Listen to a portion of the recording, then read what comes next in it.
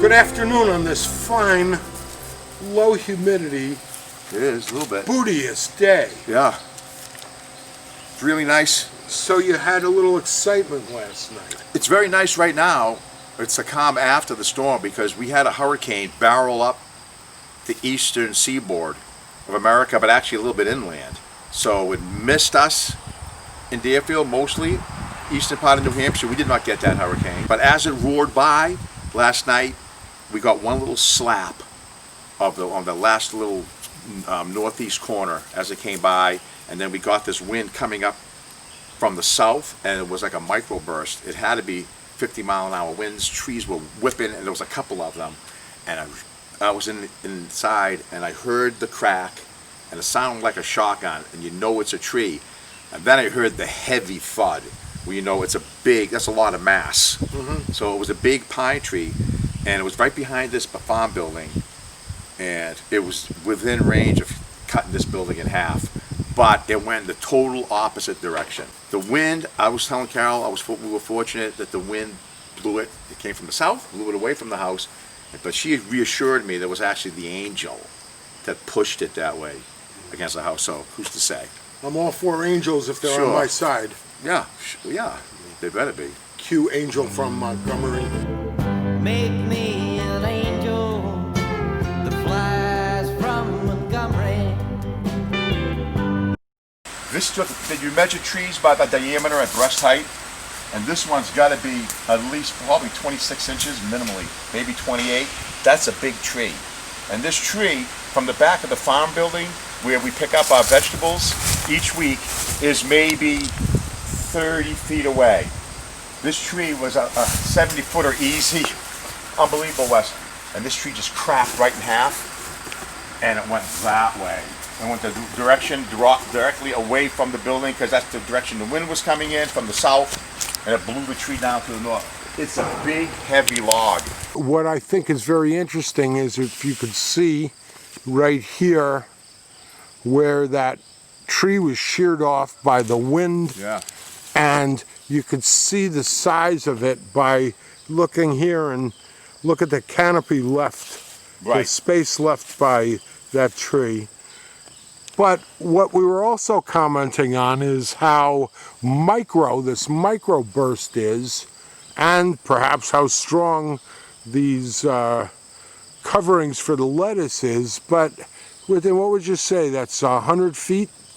Maybe 150 feet away. Okay, so I'll grant you. So 150 feet away from wind that sheared this huge tree off, we have this covering here that remains. Well, I'll tell you what my conclusion is, that this was better able to resist the wind than that was. This is the structure of this thing with the bows and the wind ability to go through it, and the ability of those things to flex. As that unit flexed with the wind, it moved around and went with it, whereas that tree was unable to flex, and at that weak point, it just took enough pressure, and that was weaker. The tree was weaker than that was. Well, I still think it's pretty cool that I think it's this cool is standing, and yeah, I know you do. I know you do. That would have been a different day if it had not fallen in this direction. Good thing that angel was there.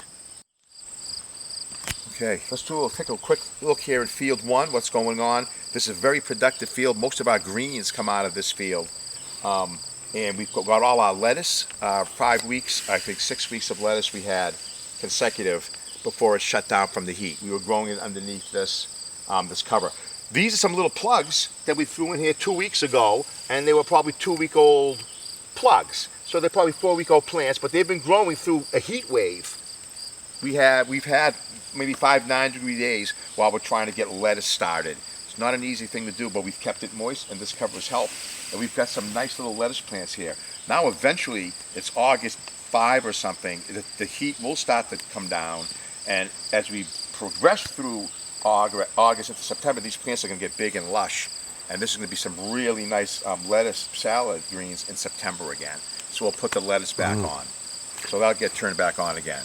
And I'm curious about these, which we saw when you had just planted them. Yeah. And you were concerned about these being outside. And they do look a little paler. They look greener initially. I guess those look bigger and healthier, huh? I think they do look a little bit bigger. And part of the reason is the variety selection. This is not just any, it's not like a butter crunch.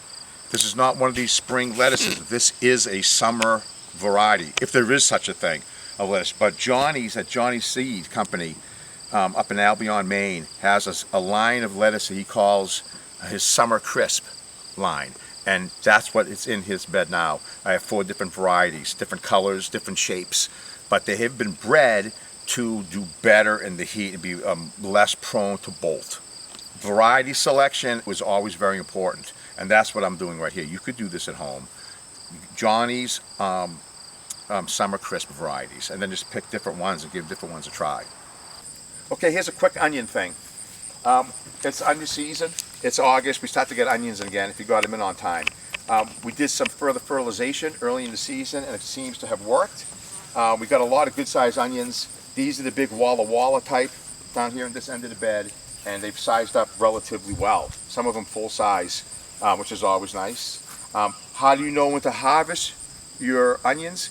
Is you wait for the top to collapse and fall over, and the plant will tell you that that's been done. There's a confounding factor right here with these plants because we had the burst come through here last night, 60-mile-an-hour winds, which knocked a lot of these plants over. Which give you the indications, a false indication perhaps. Yeah, that the plant probably, because I went through here yesterday and removed every onion that had flagged, we call them. I removed them all. I said, well, I'm going to let them go as long as they want to. Let the onion tell me when it flags. But the storm had another idea and really knocked a lot of them over. But then also, it seems to have finished them off too, because once you see this, once you see the top like of the onion do that, the vascular tissue is not really working properly. What's being made in the onion here, the photosynthate, the sugars that are being moved down into this tuber, this bulb, to store the carbohydrate, it's not working anymore. When this goes over, you kind of broke the tubes, you know, the xylem and the phloem that goes through there. So once you see that, it's time to take them out. You're not really getting any extra growth out of them. We bring them in now, and I put them on a table with some paper where they can dry well and keep them off of each other so that we can dry them down. They further develop their flavor as the tops die back. And they also harden up a little bit, and the shell hardens a little bit, so the onion actually would store a little better also. So you kind of keep them till those tops really shrivel up and fall off. This is our first of our squashes to come in. It's a variety called Slick Pick. It's a UNH variety. It was developed by Dr. Brent Lloyd at UNH. It's a really nice top-of-the-line squash in terms of tenderness. It's so tender, and it's very tasty. It's very sweet. The plants are usually very vigorous, healthy plants. But there's one special thing about this plant, and the reason that it's called Slick Pick. I'm going to show you what that is. It's about the harvesting. Slick Pick means it's a very easy way to harvest them. And when you harvest the squash, when you come in here and take your squash, you end up with a very smooth squash without any scratches on it. Because on the leaf petiole of this squash plant, there are no spines. There are no spines. Anyone who's ever gardened knows that there are spines on the leaf petiole. But this one, Brent found the gene, the recessive gene, for no spines on the leaf. And the advantage of that is during the harvest. When you're reaching in, harvesting tons of these and bringing them out, especially for commercial growers, you inevitably are scratching the heck out of these. And there's scratches up and down them. You see it in the store. You see it in the ones you buy. And those get brown. That's where the rot begins. The decomposition is on the scratches. This is a nice, smooth, slick pick. Slick variety. Right there. See, there's no scratches on it. So it'll last longer. Looking at my particular plants here right now, let's look at a couple more things. Sometimes you look in your squash plant and you see something like this. Let me cut these off. No need these being in here. Sometimes you see that. There's some rot. They didn't get pollinated well. I'm predicting these flowers opened during that heavy downpour. So these flowers, back when they were flowers, and during that rainy spell, these did not become pollinated. The other thing we do on our squash plants is we continuously prune them. When we see these bad leaves, these dying senescent leaves, we take them off. This is where the insects will live. this is where the disease will begin. So when you're doing your harvest, at the same time, take off the crapola leaves at the same time. This is where the insects are. That's where the disease is beginning. So continuously prune when you come down through your plants. This is about the size. You know, you get asked what size to cut them. It really depends on varieties. If it's a nice, tasty variety, you can let them get a little bit bigger. Oftentimes we think of that as the ideal size because they're small and tender. But when you get a really good variety, you can let them go a little bigger. And it's still just as good. So you can let your slick picks get at least that big, your good varieties. Or bigger, because they stay so tender. Look at this, Wes. See this? The end of that leaf is gone. Look at all the little leaflets that are gone off of this. Right? All because this is what a leaf looks like. We focus. This is a normal tomato leaf. This one from here to here, that's a leaf. And these are leaflets. Look at this one. Oh, wait a minute. Leaflets. I don't see any leaflets. I don't see any there. The end of that one is gone. This chewed so badly it just fell right out of the trellis. It had nothing to hold it underneath the trellis anymore, and it just dove out. And this is like some really bad damage in here. And this happened really quickly. They get in fast. But actually, they've been in here for a while because I found this. The hornworm did that. So he's been in here for a while under my radar, and he was really chowing down. This is what you look for. See these little black dots? That's their droppings. So you look for signs of the insect, and as I can see these black droppings, I'm seeing them not necessarily everywhere, but pretty close to everywhere. So that means that the moth, this doesn't happen every year, but she got clever and came in through the side. And she got in there and she laid her eggs. This is a moth, the tomato hornworm. And they don't, the weird thing is they don't even overwinter in New Hampshire. In the winter, all those little tomato hornworms are all going to die. They pupate and they try to overwinter in the soil, but it's too cold. So each year, the new tomato hornworms have to fly back up from the south. So all of these, like the offspring of one that flew up each season long. But when they do get here, and when they get in the town, they can obviously be just as destructive in here as they could be outside. So they will have to be controlled chemically. Or otherwise, as you can see, we will have no tomatoes. So these will not be no-spray tomatoes. But the spray you can use a very successful, very low toxicity spray, fortunately, to stop this pest. The tomato hornworm is a caterpillar. As such, it is prone, just like all organisms, to certain diseases from bacteria. Bacteria infect every organism, every animal on the planet, plants and animals alike. And Bacillus thuringiensis, BT, is a bacteria that if caterpillars eat it, they will die. What we're going to do is we're going to add the Bacillus thuringiensis to these leaves. It's not going to harm a bumblebee who comes in for a flower. It's not going to harm somebody who ate a tomato that has some on it. Although you wash it anyway, you can wash it, but it's harmless to us, the Bacillus thuringiensis. For the hornworm, the BT works, it's destructive to them, not to us, and not to the beneficial insects. This insect can be massive, do massive destruction, but on your home gardens as well. And by the way, it's still an organic tomato. The organic farmers, it is certified by the organic boards. All the organic boards certify use of that, of BT. So it's still a top quality tomato, an organic quality tomato at that point. You mentioned out there that you were going to plant some legumes and you were going to inoculate them. Yes. And why don't you tell me what that's This is about? not like inoculating them against a disease. It's not going to be just the same word, but what we're doing with inoculating them is we're going to be adding to them a microbe, which is kind of like an inoculation. But in this case, what we're going to do is we're going to add to the legume seed, in this case it's peas, and I've already done it, there's a powder on it. Can you see this black powder in there? That's like a black dust. See it? It's a microbe.